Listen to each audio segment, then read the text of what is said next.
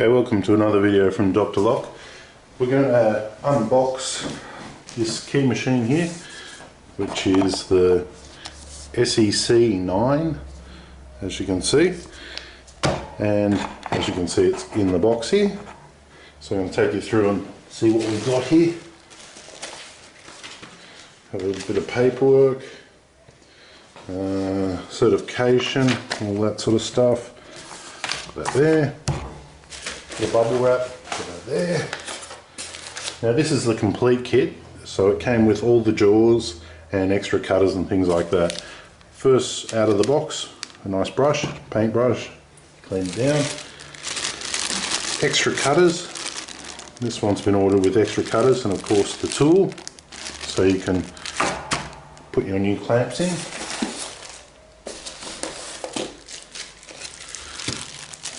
Extra cutters, extra guides. Okay, here's some very important parts: clamps and tip stops for this machine, top clamps, screws, extra accessory bolts, grub screws. That's to lock in the decoder and the cutter as well. And here's your decoder probes. So if you do lose them, there is extras in it. Decoder probes, you can see them there. Okay. Now this one here comes with all the extra bits and pieces. I'll just get a knife so I can show you.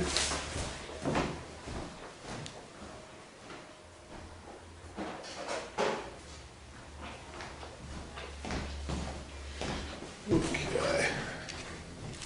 This is everything that's in the box. Of course, a lot of sticky tape and bubble wrap. So this machine is comparable to some of the other machines which are on the market, such as the Silka, Future, the Keyline, Viper and all those types. Basically, it is just a code machine. It doesn't have the single or double-sided cutting blade as those machines do. Also compares to the Miracle A5 and other machines which are out there very similar to this. So there we have one cradle.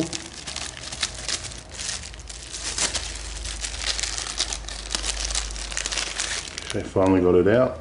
There we have one cradle. Looking at that, it might be for the sort of diagonal key. We'll have to look into that one. It'll be in the instructions. Okay. Alright, a bit more packing. So these are the clamps here that it comes with. It comes with your standard clamp, and then all the other clamps are optional. Taking off this bubble wrap is the hardest part.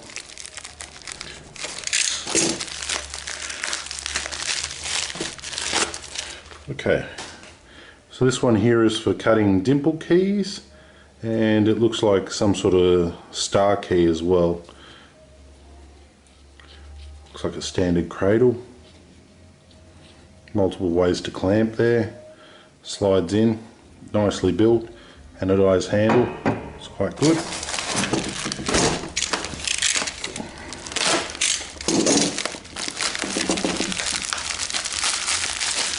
And with this machine, we've ordered it with every possible clamp they make, so that way it's a complete set. This one is for just wave keys, and also double-sided car keys or single-sided car keys. So that's what they call the automotive clamp. Clamp number one.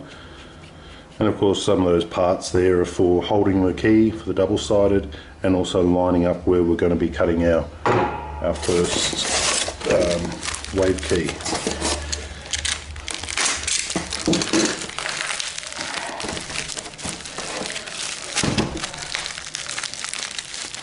Okay, looking at the next clamp here.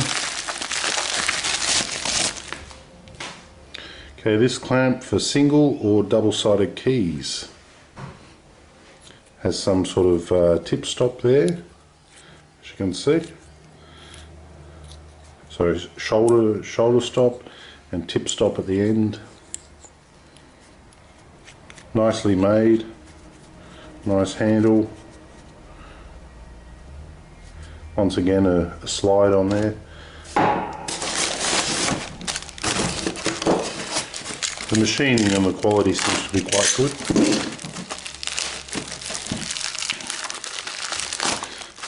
Okay, this is the interesting one, which I'll probably try first. This is for cutting gem keys, tubular keys.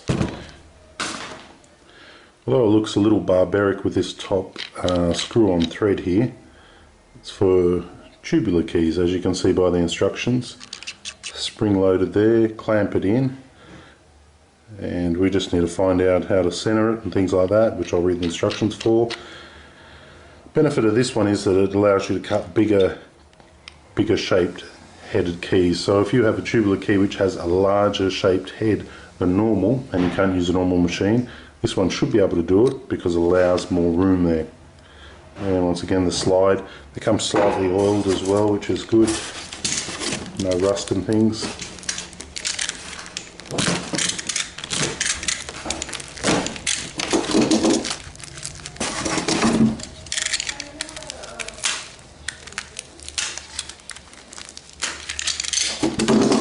So far we haven't even got to the machine, we're just going through all the accessories. This unboxing video is good for anyone who wants to know about the parts and also about what's included when you buy one of these machines. Okay, so obviously the oil's gotten to the label there, but this is the this is the Tibi and Jaguar jig, as you can see. And that obviously rotates to select your angle. Comes with 2 additional grub screws, which are quite important, and I'll have to get a new bag for them. On the back of it. So it's a slide, slides in, you put your key in there, you tighten it, you select your angles, and it starts cutting. It's a Tibi and Jaguar.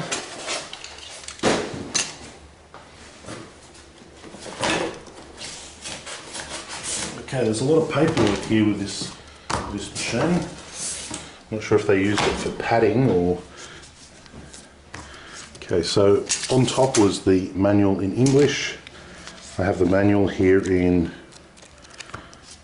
Chinese or Japanese. Looks like the exact same manual, Chinese or Japanese. Maybe they wanted a big seller over there. Again, same thing. Same thing. Looks like they did use them instead of bubble wrap. Obviously they probably had an error in the printing and needed to get rid of them. So there you are. 10 magazines in Chinese, 1 in English. Okay. This is what we've all been waiting for. The machine. Okay, so I've taken it out. It's got the lid.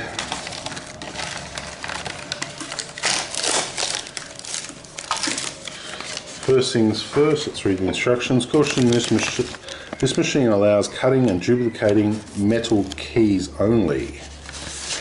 I don't see why plastic would be a problem, or brass, all metals, except for plastic.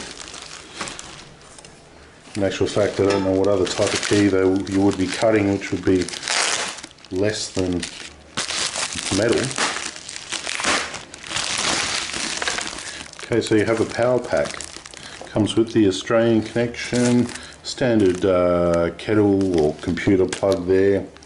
We have a power adapter. Looking at the specs here, we have input 100 to 240 volt AC, so that's Australian and American power, at 2 amps, 50 to 60 hertz. Output 24 volt at 5 amps. So it's not mentioning DC or AC, but I'm assuming it'll be DC.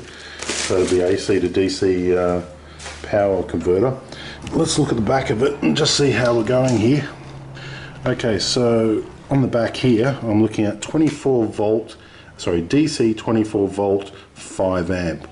Now that's going to be a problem if you're putting it in your van and you want to run 12 volt. So you need to use a step-up converter there. We're looking at a USB port. Oh, no, it's not there. USB there and USB scanner there. The scanner, I have no idea about. It was not mentioned. If it was, would have been an optional extra. So I'll just give you a quick look at the machine if I can. Okay. Sorry about the camera work. So there's the machine, lifting the lid. This is all how it comes by factory. Looks like a swarf tray down the bottom here, sticky taped in. I'll do some better camera work in a moment, so don't get worried. Okay, so on first initial glance, lifting up the shield, excellent. It's got bump stops there. Beautiful design. Weight 20-25 kilos easily. Emergency stop button on top. That's what we can see so far.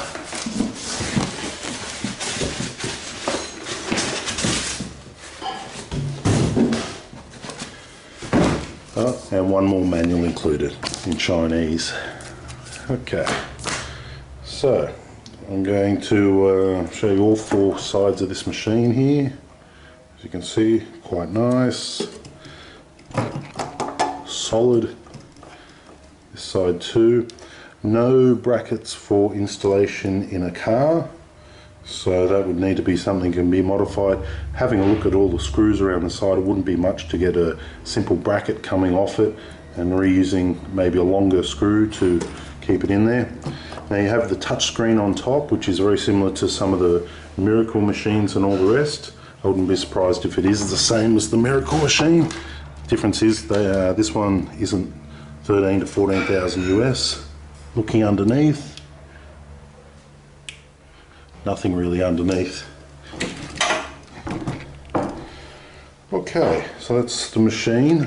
Sorry, I'll show it this way. Actually, I think we can just sit this on its back to give you a better angle about what we're doing here.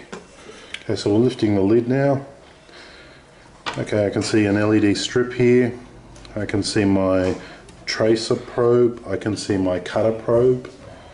Okay, that's where all the cutting will be done. I can see the cradle, which will be moving, and the swarf tray. So that looks quite okay. Alright, now it's time to power it up and cut a couple of keys and give you a demonstration. Okay, so I'm going to give you a quick look at a few other things. This is a type of bracket you would buy from your local hardware stores, about $2. And for installation of this in a van, what we'll be doing is simply putting this bracket in, bolting it through that hole there, and just finding another hole and putting it through that hole there. So we'll probably take these screws out, put some bigger ones in, and put a bracket on such as that and that on all four sides, and then bolt this through the bench. That should be sufficient enough to hold down 25 kilos. Here's the power lead, so we're going to power it on now. Okay, so power's onto it. I'll also give you some sizes on this machine. Gross overall size, including the handle, you'd be looking about, let's say 41 or 410. Left to right, you'd be looking 27, but say 28 to give yourself a little bit of room. Height on this machine, you'd be looking 36, but say 37, 370, whichever way you want to do it. Okay, so that's the sizes of it. We'll power it on. I'll change the camera angle so you can see a little bit more, and then I'll take you through how to start it and how it runs and things like that.